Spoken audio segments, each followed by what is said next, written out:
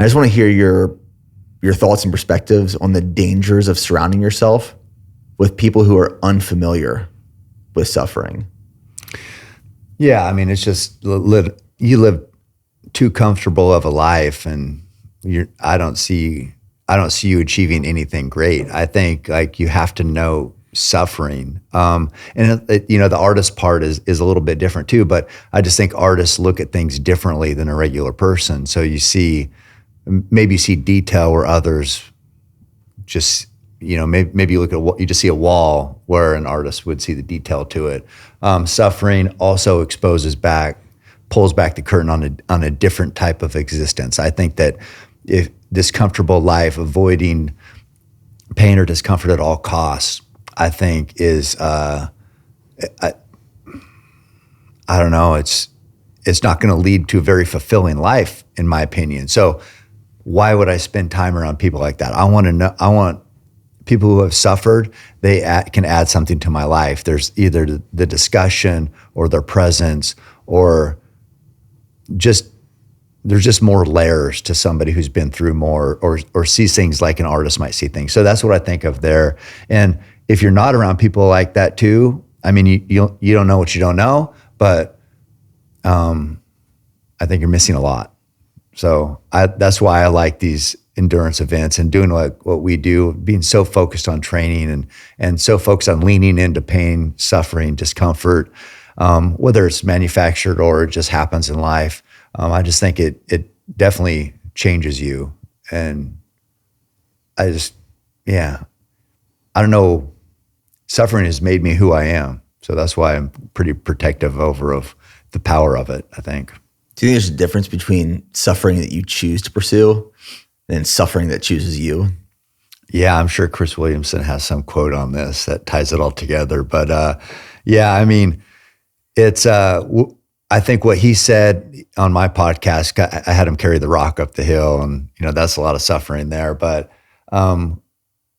there's two in life. You're going to have chosen suffering and unchosen suffering, and one can prepare for the other. And so, yeah, it's definitely different, because a lot of times people, when life just happens and you're like, why me?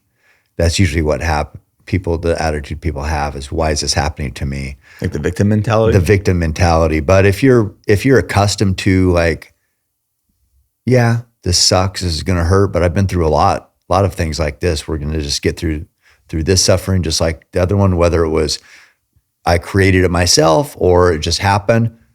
Suffering to suffering, we're getting through it. So I think it does make you stronger regardless of how it came about. Of all these people in your circle and outliers you've had on the podcast, is there someone who really stands out who's had the greatest impact on you, that is familiar with suffering or who's accomplished greatness, that has transformed your thoughts, ideas, perspectives? I mean, everybody, I'm fascinated by every person for a different reason, but it's always the endurance athletes. I mean, it's a Sally, Taylor, of course, Courtney, Max, Cat Bradley. I don't know. You just have to go through so much, and it just makes, I don't know, it just makes a deeper, more impactful human, I think, when you subject yourselves willingly to challenges like that. Not many people want to do that. Right. But if they do, and they can, I don't know, just kind of live through it, face the fire and live through it, those are the type of people that impact me. And, out of all of them, Taylor just, he's my younger brother, so we've been through a lot. I was older, so I was like super hard on him always growing up.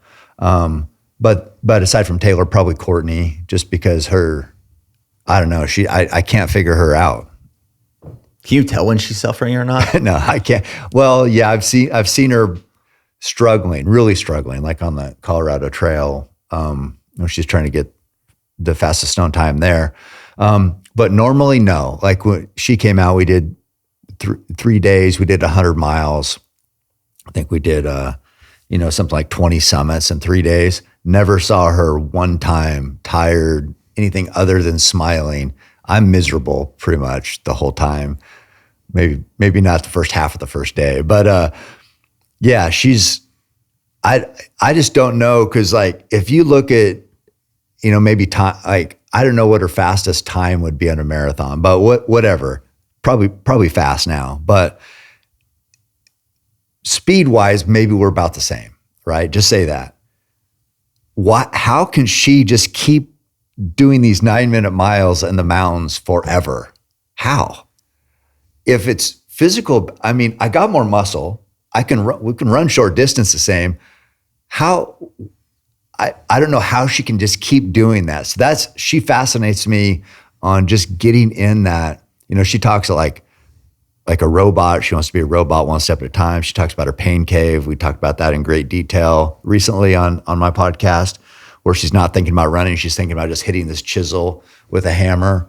I'd be curious if I could just put myself in her body during that experience. That was one question one of my guys had. They, like my camera guys, they come up with questions at the end. It's like, one of the questions for her was, if you could change brains with anybody at the end of an ultra, who would it be? And then I was like nobody'd want my brain, because if you had my brain, you'd be like, what the fuck is wrong with this guy? But I would like to have her brain, because I just don't get it. I just don't understand how she can she's hurting, everybody hurts, but just keep pushing.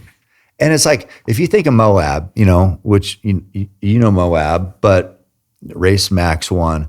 She won it. That was the first race. First time I met her was 2017.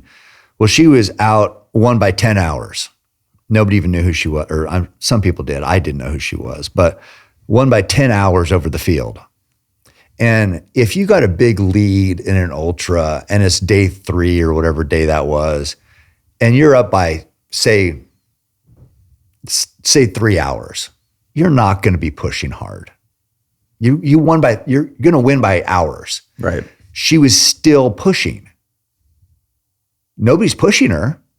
She's going to win anyway. Why wouldn't she be okay with winning by 4 hours? Why'd she have to push and win by 10? That's what I want to know. Because it's easy to push if somebody's right here. You're like sprinting. I mean, I had this 8K I just did earlier this year, and me and this guy just sprinting. That is easy. When nobody's there and the goal was to win, and you're going to win, why are you still pushing? That's a special person. How does she respond to that?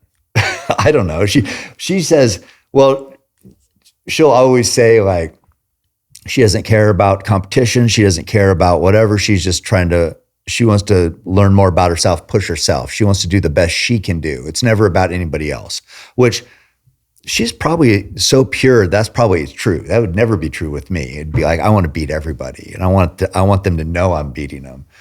So I'm maybe not as pure as her, obviously. But I think for her, it's genuinely just wants to do her very best, wants to know what is the limit of her potential.